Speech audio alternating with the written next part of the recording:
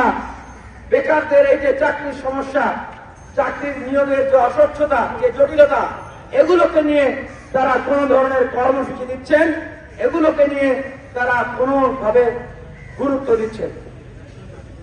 যেই ঢাকা বিশ্ববিদ্যালয় সহ বিভিন্ন বিশ্ববিদ্যালয়ে লাইব্রেরি, রিডিং রুম, হল থেকে শিক্ষার্থীরা বের হয়ে আসার কারণে আজকে গণ অভ্যুত্থান হলো, তাদেরই এখন কেউ আর খবর রাখছে না। তাই আমরা বলতে চাই, বাংলাদেশের যে বেকার, এই বেকারদের কান্না আমরা আর দেখতে চাই না। আমরা বিগত সময়ে দেখেছি এই যে বিসিএস, এই যে পিএসসি, সেখানে কিভাবে শুভঙ্করের ফাঁকি রেখে দলীয় বিবেচনায় নিয়োগ দেওয়া হয়। কেন আমরা প্রশ্ন রাখছি, প্রিলিমিনারির যে উত্তরপত্র সেটা অফিসিয়ালি প্রকাশ করলে কোনো সমস্যা আছে ভাই? কাটমাস্টার অফিসিয়ালি প্রকাশ করলে কোনো সমস্যা আছে?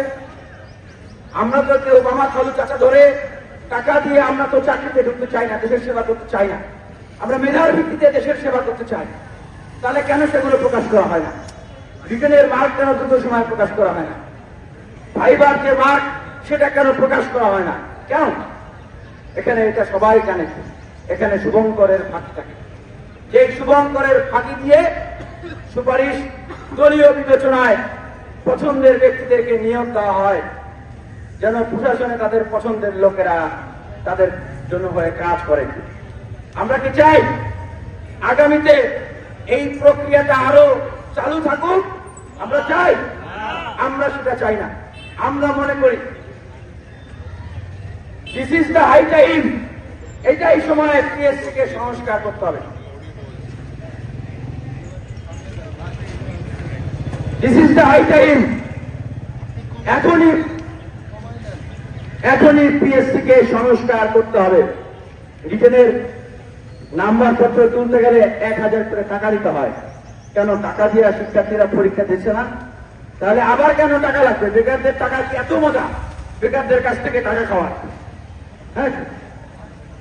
আর এই যে আগে যারা বিসিএস পরীক্ষা দিতেন এত কষ্ট করে, এত পড়াশোনা করে, তারা কোনো না কোনো একটা চাকরি নিয়ে অন্তত নিজের বাড়িতে ফিরতে পারতেন, নিজের বাবা মা পরিবারের কাছে গিয়ে অন্তত বলতে পারতেন যে তোমরা এই মুরগি বেচে, ডিম বেচে, মাছ বিক্রি করে, তোমরা ধান চাল বিক্রি করে, কাজ করে আমাদেরকে যে টাকা পাঠিয়েছ, অন্তত ন্যূনতম একটা চাকরি নিয়ে তোমাদের কাছে এসছে।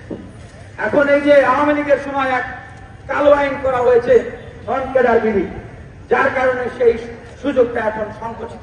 আমরা বিসিএস প্রার্থী ভাইদের পক্ষ থেকে বলতে চাই, বেকার ভাইদের পক্ষ থেকে বলতে চাই, এই বিধিটাকে বাতিল করতে হবে।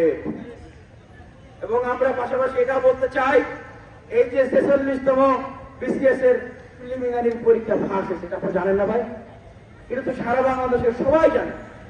আমার মনে হয় এটা আমাদের পিএসসি চেয়ারম্যান সাহেব সেখানে যারা আছে তারা বুঝে গেছে। এরা কারা? এরা হলো সেই আবেদগণ, সেই অলিয়া উলিয়ার শিষ্য, যারা আবেদগণের কাছ থেকে প্রশ্ন কিনে পরীক্ষা দিয়েছে। আবেদ সাহেব জেল খাটতেছে। আবেদ সাহেব যদি জেলখানায় থাকে, তার শিষ্যরা কেন বাইরে? আবেদের শিষ্যরা যদি বাইরে থাকে, তাহলে আবেদ কেন জেলে থাকবে? এই শিষ্যদেরকে যদি গ্রেফতার না করা হয়, তাদেরকে যদি পরীক্ষা থেকে বহিষ্কার না করা হয়, তাহলে আমরা আবেদের মুক্তির জন্য আন্দোলন করব এবং পিএসসির সচিব এবং চেয়ারম্যানের গ্রেফতারের দাবিতে আমরা আন্দোলন করব।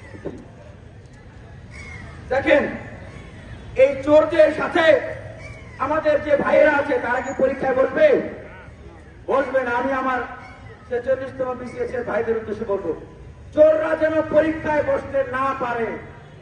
আপনারা তারা আসলে তাদেরকে পরীক্ষার কেন্দ্রের সামনে বেঁধে রাখবেন। আর এখন শিক্ষার্থীরা প্রশ্ন করতেছে, আবেদগণের কত টাকা হয়েছে, আবেদগণের কত শক্তি। আওয়ামী লীগের সময়ে তারা প্রশ্ন ফাঁস করে প্রশ্ন বিক্রি করলো। সেই আবেদগণদেরকে 5 আগস্টের পরের সরকার, পরের পিএসসিও বহিষ্কার করতে পারতেছে না।